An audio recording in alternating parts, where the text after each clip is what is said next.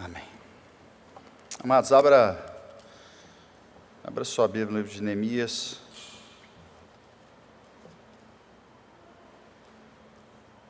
Neemias capítulo 2.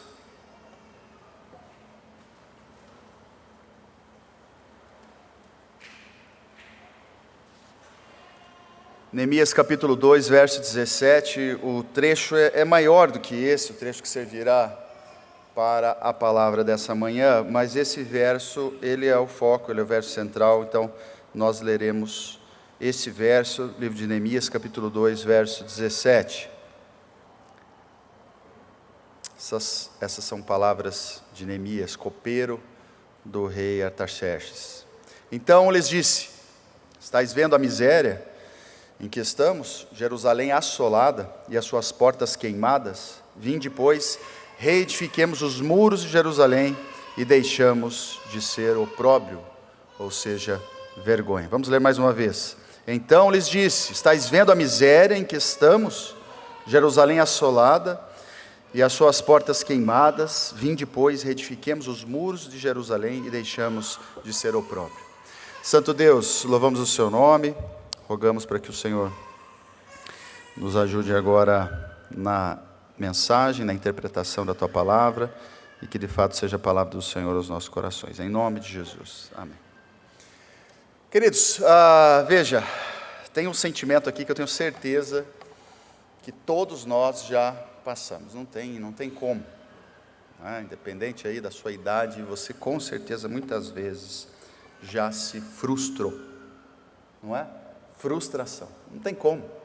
Frustração é essa distância entre a expectativa e a realidade.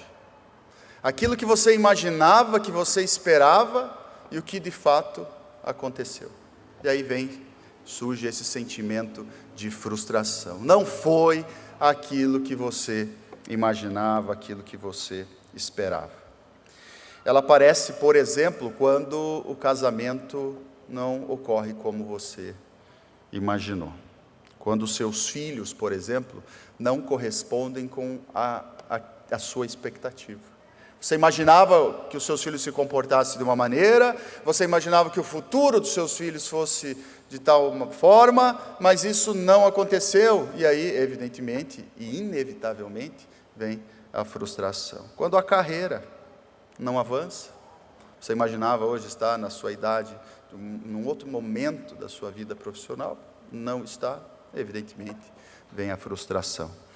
Ou quando, por exemplo, de uma forma um pouco mais,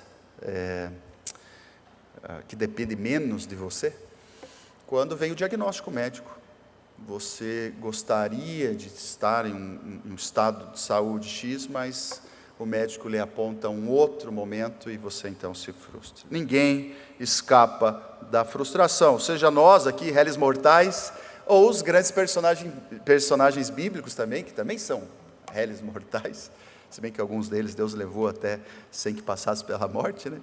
Mas o fato é que todos eles, Moisés, por exemplo, quando nós vemos Moisés saindo com o povo do Egito, ele imaginava um comportamento daquele povo. Veja, foram retirados do Egito de uma forma milagrosa. Deus fez grandes coisas para tirar aquele povo da escravidão. Ele imaginava um comportamento e por várias e várias vezes ele se frustra com o povo blasfemando e desejando muitas vezes retornar ao seu estado anterior. Isso, sem dúvida, gera frustração. Elias, por exemplo, também depois de vencer os deuses babilônicos, os deuses cananeus, Baal, os deuses cananeus, os Baalins no Monte Carmelo, ele imaginava um comportamento do povo que fosse também em convergência a Deus. Veja, diante de tão grande milagre, o fogo descendo do céu, com certeza Elias imaginava que agora o povo convergiria a Deus, mas não é o que acontece. Ele passa a ser perseguido, por exemplo, por Jezabel, e ele então, sem dúvida, se frustra a ponto de desejar a si a própria morte. Davi se frustra consigo, Davi se frustra com os seus filhos, um dos seus filhos assassino, outro dos seus filhos tenta roubar o seu trono, e ele então passa por aquilo que todos nós, passamos, não necessariamente com os nossos filhos, mas com situações diferentes na vida. O próprio Pedro, apóstolo Pedro, esse se frustra consigo mesmo. Depois, então, que ele nega a Cristo, ele se vê diante de uma situação arrependido. Outros não souberam lidar com as suas frustrações, como, por exemplo, Judas, e aí nós sabemos o seu fim. Bom, Jó, um outro exemplo de frustração, quando perde esposa, perde filhos, perde bens, perde saúde, e aí recebe a visita dos seus amigos. Aí ele deve imaginar, agora sim, recebo aqueles que irão me ajudar, são meus amigos. Raiz da palavra amigo, amor, aqueles que me amam. E esses amigos então começam a colocar sobre ele, o próprio Jó, a culpa de tudo aquilo que estava acontecendo. Nós sabemos muito bem que Jó não era culpado ali, naquele caso, de coisa nenhuma. E Jó tem uma palavra muito interessante para falar sobre a frustração que teve com os seus amigos, quando ele diz assim: eles pareciam como riachos que secam no verão. Ou seja, no momento em que você mais precisa da água, do alívio, o rio está seco. E de fato há amigos assim, não é? Quando você mais precisa, eles não têm nada a oferecer. Quando a água precisa jorrar, quando o carinho, o abraço precisa acontecer, eles lhe deixam na mão. E é de fato como Jó se sentia aqui com seus amigos, que o abandonaram como um riacho que seca no verão. Bom, portanto, partindo aqui da premissa de que não há o que fazer, todos nós passaremos por muitas frustrações. Tomara que não muitas, mas o fato é que a vida é assim mesmo, né? A grande sacada aqui, a grande virada, evidentemente, e eu creio que você já sabe disso, é como nós nos comportamos diante desses episódios. Como nós nos comportamos diante das frustrações. E aqui nós vamos ao texto de Neemias. Nós vamos ver exatamente como Neemias se comportou diante de um episódio muito triste da sua vida e para o próprio povo. Se você conhece um pouco da história, da trajetória de Neemias, você vai lembrar então que ele, copeiro do rei, ele recebe uma notícia. Lá no início do capítulo 1, ele recebe a visita de Anani, um dos seus irmãos, com alguns, o verso 2 vai dizer, com alguns de Judá. Então lhe perguntei pelos judeus que escaparam e que não foram levados para o exílio e acerca de Jerusalém. Quando ele pergunta acerca de Jerusalém, ele tem um relatório muito difícil. Anani vai dizer assim: olha, Jerusalém está arrasada, Jerusalém está destruída, e principalmente aqui os muros de Jerusalém. Esdras já tinha tentado, de certa forma conseguido, restaurar a adoração do povo. O templo de Jerusalém, já num processo de reconstrução, mas os muros, aquilo que dava segurança ao povo, aquilo que era, não sei se é como falar em vaidade de uma forma que não seja ruim, mas aquilo que era a grande vaidade do povo, ou seja, o que cercava a cidade, dava proteção à cidade, estava em ruínas. As portas da cidade não existiam, estavam queimadas. Então isso frustra demais Neemias. E Neemias, diante desse cenário, ele fica abatido. Tanto que o próprio rei enxerga isso nele. Neemias, o que está acontecendo com você? Eu vejo, inclusive, que o seu abatimento não é um abatimento qualquer. O texto vai dizer assim: Neemias, eu vejo que o seu abatimento é no coração. E isso é incrível, porque é isso mesmo. Tem coisas do dia a dia que nos frustram, mas ok, deixa passar. Agora tem outras que batem lá dentro e você não tem como disfarçar. É a frustração, é o abatimento que está lá no coração. E aí, diante então desse cenário, Neemias toma algumas posições, algumas atitudes que nos ensinam muito. E é sobre isso que eu gostaria de compartilhar, tendo esse homem, que também foi imperfeito como eu e você, exemplos que nós podemos seguir. Afinal de contas, aprendemos com bons exemplos, e nesse caso, com a vida de Neemias. Em primeiro lugar, ele faz um diagnóstico da situação. Veja só, Neemias, capítulo 2, do verso 11 ao verso 15, é interessante, diz assim, cheguei a Jerusalém, e aqui você lembra que o rei libera Neemias para que volte a Jerusalém, inclusive dá carta a Neemias para que ele seja bem recebido por aqueles que poderiam oferecer insumos para a reconstrução desses muros. E ele então, Neemias, chegando em Jerusalém, diz assim, cheguei a Jerusalém, onde estive 3 dias. Então, à noite me levantei, e uns poucos homens comigo. não declarei a ninguém o que meu Deus me pusera no coração para eu fazer em Jerusalém. Não havia comigo animal algum, senão o que eu mesmo montava. De noite saí pela porta do vale, para o lado da fonte do dragão, e para a porta do montouro, e contemplei os muros de Jerusalém, que estavam assolados, cujas portas tinham sido consumidas pelo fogo. Passei à porta da fonte e ao açude do rei, mas não havia lugar por onde passar o animal que eu montava. Subi à noite pelo ribeiro e contemplei ainda os muros. Voltei, entrei pela porta do vale e tornei para casa. Não sabiam os magistrados aonde eu fora, nem o que fazia, pois até aqui não havia eu declarado coisa alguma, nem aos judeus, nem aos sacerdotes, nem aos nobres, nem aos magistrados, nem aos mais que faziam a obra. Veja, ele toma uma decisão. Antes de qualquer coisa, eu recebi uma notícia, essa notícia mexeu comigo, pegou no coração, mas antes de tomar qualquer postura, e nós vamos ver aqui que ele já havia pedido a Deus, já havia orado a Deus, ele resolve fazer um diagnóstico da situação. Eu preciso olhar com os meus próprios olhos o que é que de fato precisa ser feito. Como é que de fato estão os muros ou as muralhas, ou está o muro de Jerusalém? Eu preciso olhar com os meus próprios olhos.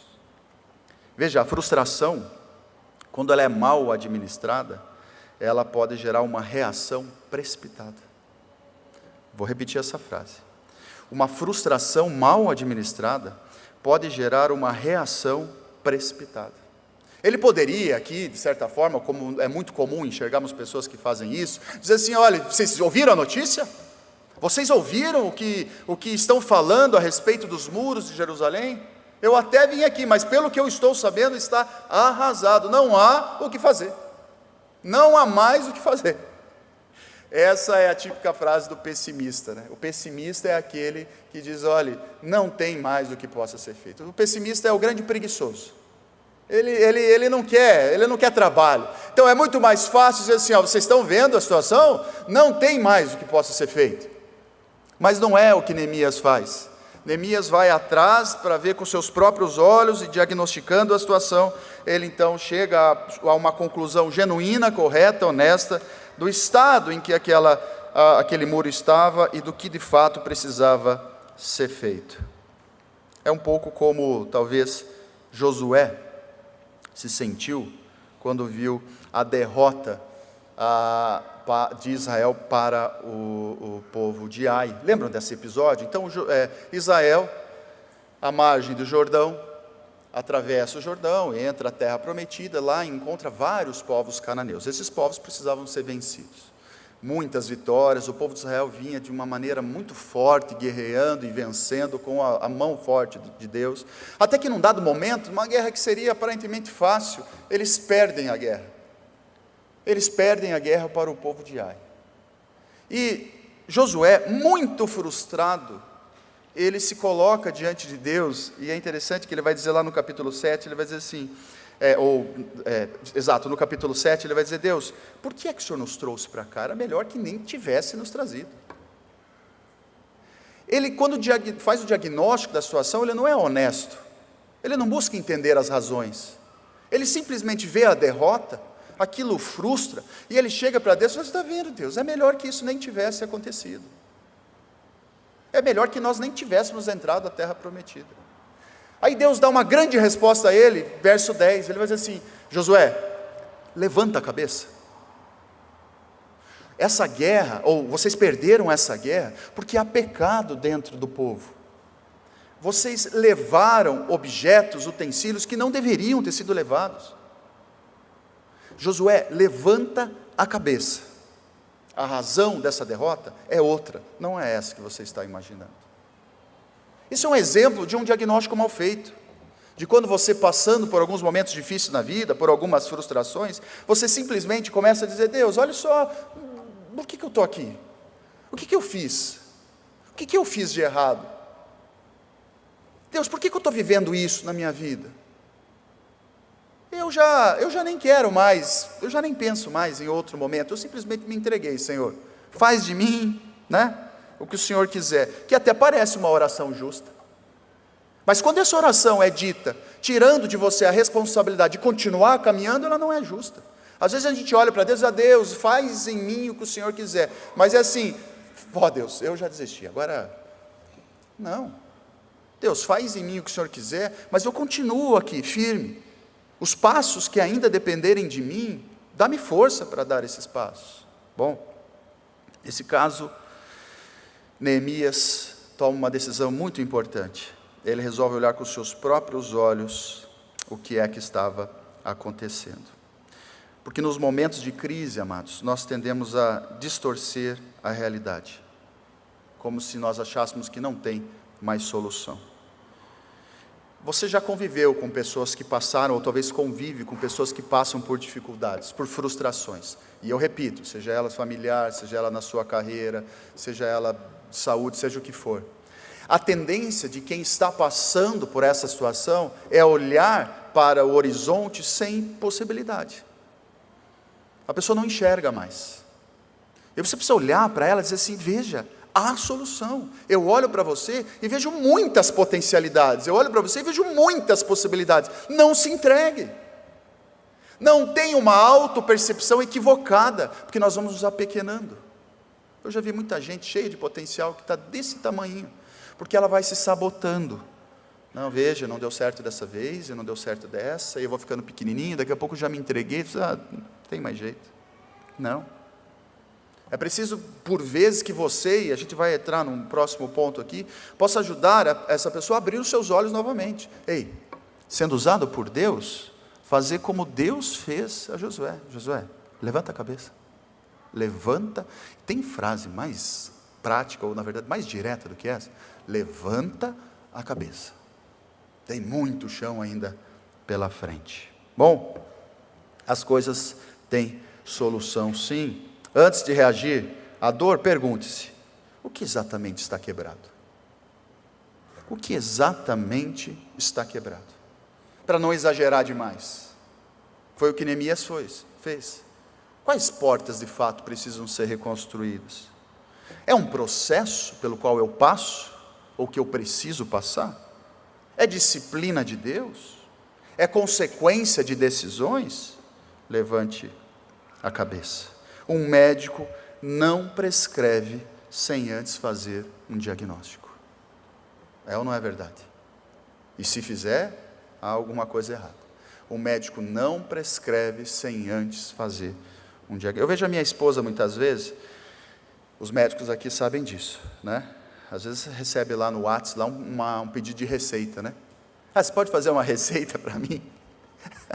Tem alguns médicos aqui, não tem como, né? Às vezes eu vejo que pela confiança, né? Não, conheço a pessoa e tal. Mas às vezes chegam uns pedidos de receita que a Amanda diz assim, mas não posso receitar, eu nem vi a pessoa. Eu não sei, vai que eu estou receitando alguma coisa que não vai fazer nem bem para ela. Não é?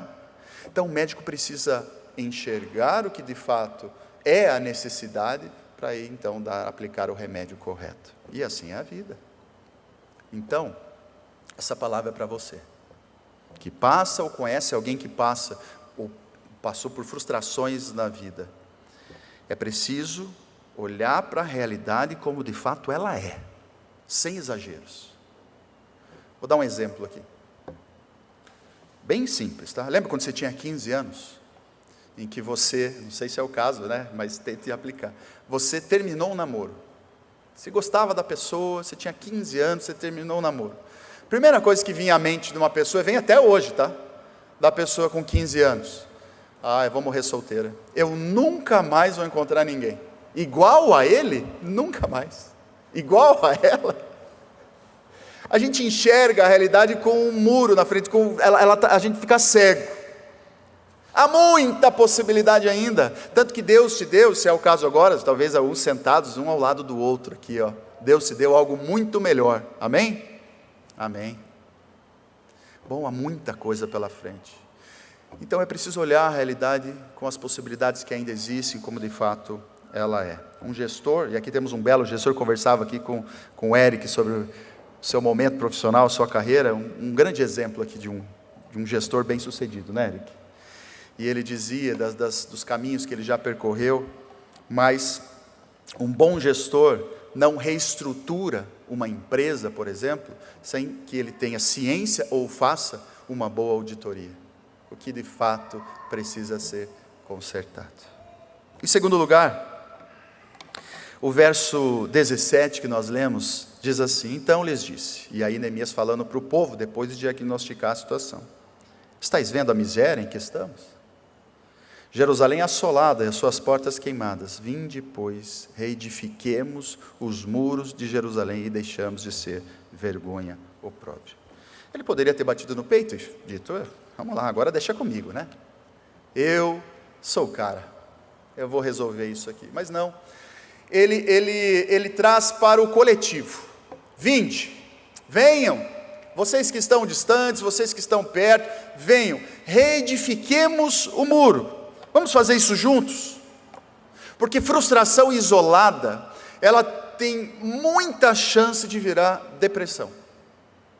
Frustração isolada tem muita chance de virar resignação, depressão, como eu disse, vai ficando cada vez menor. Por isso é preciso que nesse momento, o coletivo, a família, olhem para essa situação pensando num compartilhar de responsabilidade. Vinde, família, vinde, reedifiquemos, vamos juntos ver o que precisa ser feito. A responsabilidade, muitas e muitas vezes, precisa ser compartilhada. É muito cômodo olhar para o marido e dizer: você errou. É muito fácil. É muito fácil olhar para um filho e dizer: você errou, se vira. E olha que, por mais estranho que possa parecer, é comum, viu? É comum a esposa às vezes olhar para o marido: você que se vire agora. E o contrário também. Agora é preciso dizer como família, é aí que está a ousadia aqui, dizer como família, não é onde foi que você errou, onde foi que nós erramos. Onde foi que nós erramos. Quando um filho erra, muitas vezes erra o pai junto. Sim. Quando o marido falha, muitas vezes falhou a esposa junto. Estou pegando no pé da esposa hoje, mas pode ser o inverso, viu? Sim, é preciso muito mais do que isso, né?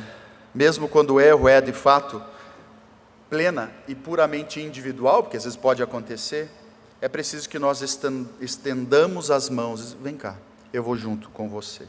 Vamos reconstruir juntos esse muro. Vinde, pois, reedifiquemos o muro. O capítulo 13 de Neemias é interessante porque ele parece um capítulo sem alma. Ele é extremamente burocrático. Começa a ler o capítulo, Neemias está dizendo: família X, vocês vão ficar com essa parte. Família Y, agora vocês vão fazer isso aqui.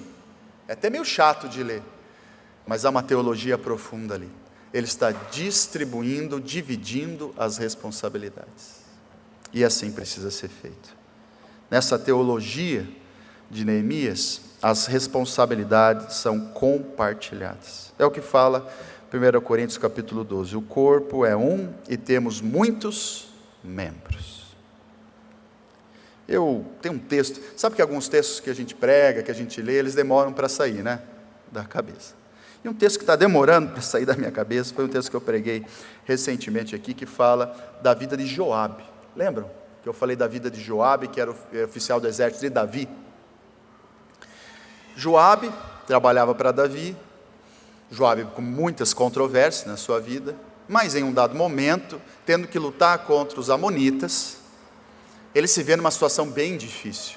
Os amonitas fizeram aliança com os sírios, não são nem os assírios, nem os sírios, eram os sírios, e eles estavam cercados. Então Joabe, diante dessa situação bastante difícil, ele chama o seu irmão e diz assim: Absai, se tiver difícil para mim, vem me ajudar. Agora, se tiver difícil para você, eu vou te ajudar. É isso. A vida é feita dessa coletividade, dentro da igreja, dentro da família. E por que é que nós colocamos um peso sobre a esposa, sobre o marido, sobre um filho, se nós somos um só corpo? Às vezes eu vejo o braço dizendo para a perna assim: perna, precisa andar melhor, né? Está meio ruim. não acontece isso. Cabeça. A cabeça não dá para mexer, que é Cristo, né? Vamos pensar no resto do corpo aqui. Tá meio ruim, né? Não, somos um só corpo. Se tiver pesado para você, fica tranquilo, eu estou aqui. A gente vai junto, vamos juntos até o fim. Não coloque nas suas costas um peso que eu não estou colocando. Vou falar de novo. Esposa, não coloque sobre as suas costas um peso que nem o seu marido está colocando. Marido, não coloque sobre as suas costas um peso que a esposa não está colocando. Vocês são um só corpo, o que é de um é de outro, os filhos da mesma forma, e juntos nós vamos até o fim. O que é frustração? É a distância entre a expectativa e a realidade. Sabe que um grande problema da frustração é o excesso da expectativa. A gente criou um mundo na nossa cabeça que ele não existe e nunca vai existir. E a gente fica cobrando dos outros essa expectativa irreal, pesada, que não traz paz. Sabe o que eu quero dizer com isso? Você não vai...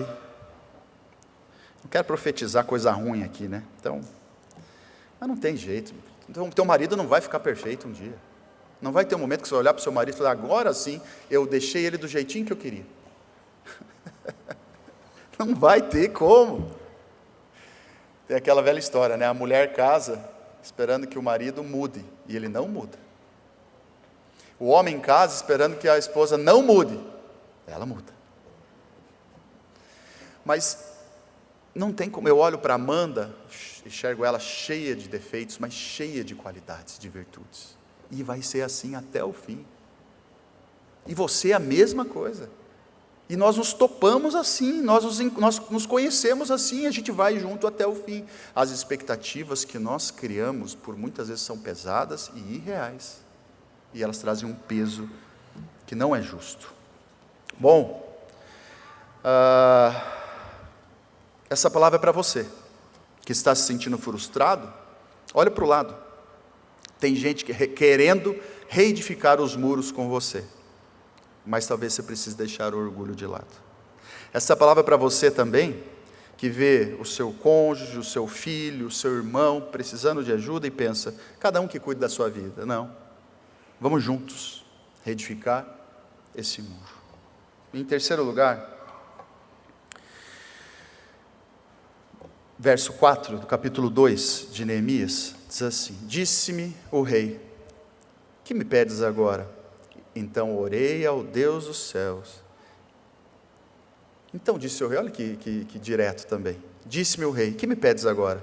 Então Neemias responde, então orei ao Deus do céu. Antes de ele falar ao rei o que ele queria, ele faz uma oração. Mas isso é dinâmico, ou vocês imaginam que é assim?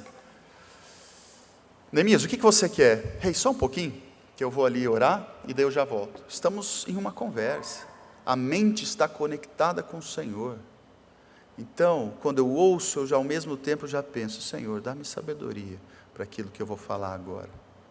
Ou seja, eu estou dependendo e sou dependente de Deus. Isso se mostra ainda mais, a partir do verso 18, ele vai dizer, lhes declarei como a boa mão do meu Deus estivera comigo, e também as palavras que o rei me falara.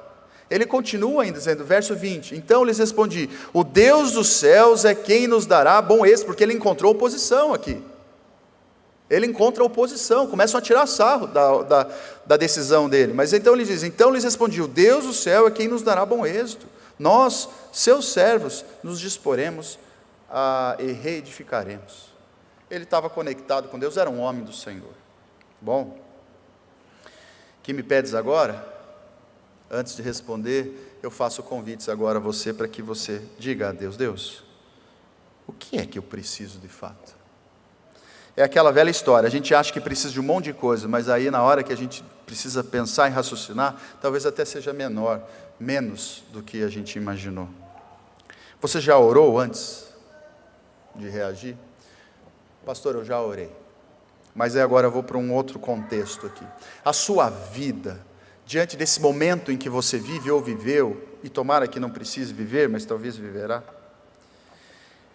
ela, no presente agora, tem um novo momento espiritual da sua vida acontecendo, para que você esteja mais sensível à voz de Deus a respeito do que precisa ser feito, porque é Ele quem lhe direcionará. E não espere também lá do céu vindo uma voz dizendo: eis, filho amado, é isso que você precisa fazer. Pode ser que aconteça, mas normalmente é a paz no coração, é uma porta que se abre, você nem imaginava que ela abriria, mas enfim, é Deus trabalhando você para que daqui a pouco as coisas mudem de fato, mas é essa conexão com Deus, porque até quando isso acontece e nada muda, você continua em paz, não é?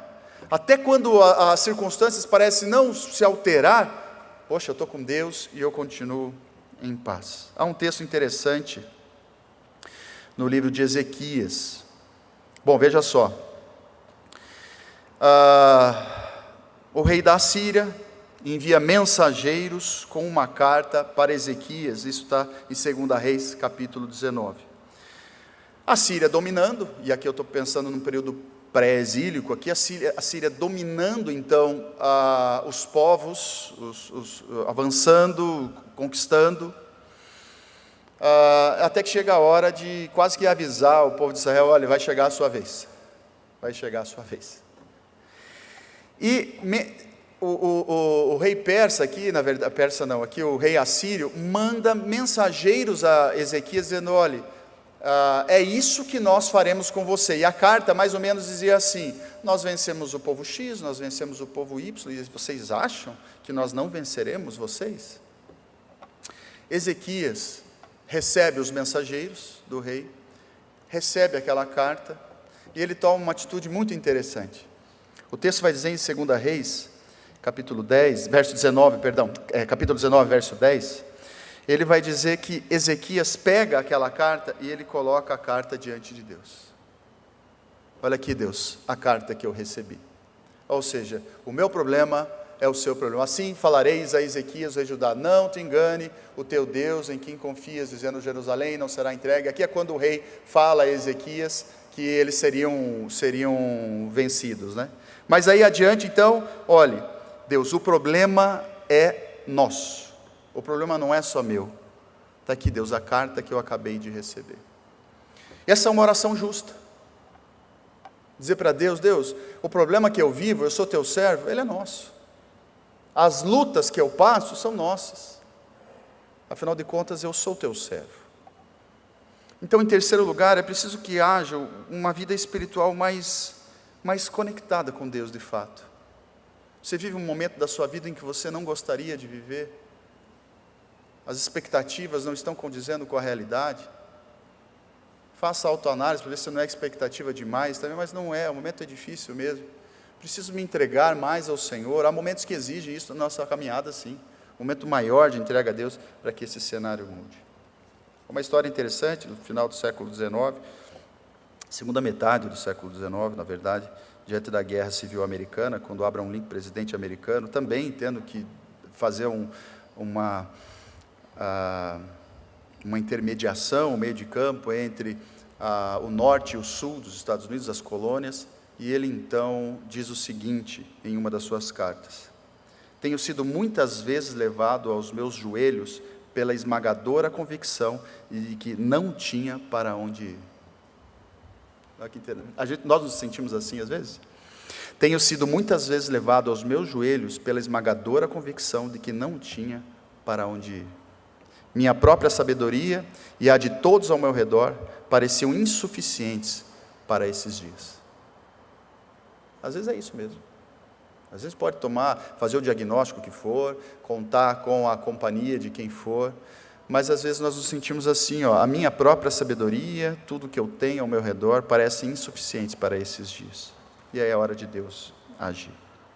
Amados, Saul, por exemplo, quando frustrado, tornou-se paranoico. Lembra? Saul, quando frustrado, tornou-se paranoico. Caim, quando frustrado, tornou-se um homicida. Judas, quando frustrado, tornou-se um suicida. Elias, quando frustrado, pediu a morte, quando percebeu a realidade. Bom, como você tem se comportado diante das frustrações da vida? Levante a cabeça. Levante a cabeça. Não deixe com que as circunstâncias pareçam maiores do que o seu Deus. Tem muita solução pela frente. Tem muita coisa boa para acontecer. Conte com o conselho e com as pessoas que você sabe que são de Deus e que estão ao seu lado. E família, problema de um é problema de todos. Não coloque sobre os ombros da pessoa que convive com você um peso maior já do que ela carrega. Juntos, Deus os colocou como corpo em Cristo. E eu falo agora da igreja, inclusive. Juntos, nós vamos até o fim. Em nome de Jesus. A pergunta final que eu faço: você será um crítico das ruínas ou um construtor de muros? Que Deus nos abençoe. Pai querido, nós louvamos o seu nome, agradecendo ao Senhor pelo privilégio que temos de te conhecer. Obrigado, Pai, porque nós aprendemos com personagens importantes da tua palavra, como por exemplo hoje a respeito da vida de Neemias, que recebeu um relatório ruim, que gerou frustração no seu coração. Mas nós vimos que ele buscou ao Senhor. Ele entendeu que as coisas mudariam se ele se entregasse a ti, e foi o que ele fez. Mas nós vimos um homem também que com muita serenidade, muita sabedoria, procurou entender a real situação. Não exagerou, não imputou culpa a quem quer que seja, ele se colocou como parte dessa solução. Nos ajuda a sermos assim, Pai.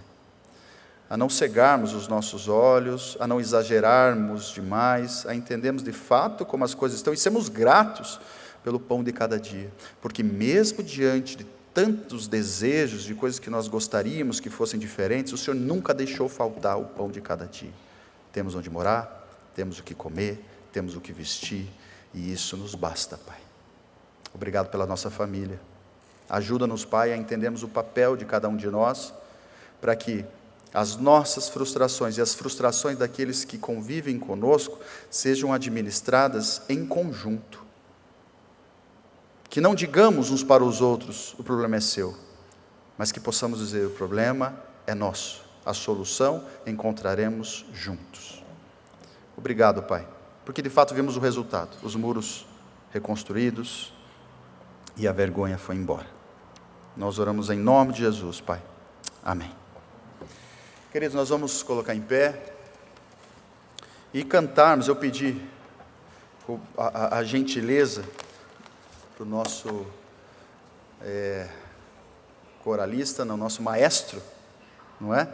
Para que ele preparasse para nós o hino de número 32. Vamos cantar com toda a sinceridade diante de Deus.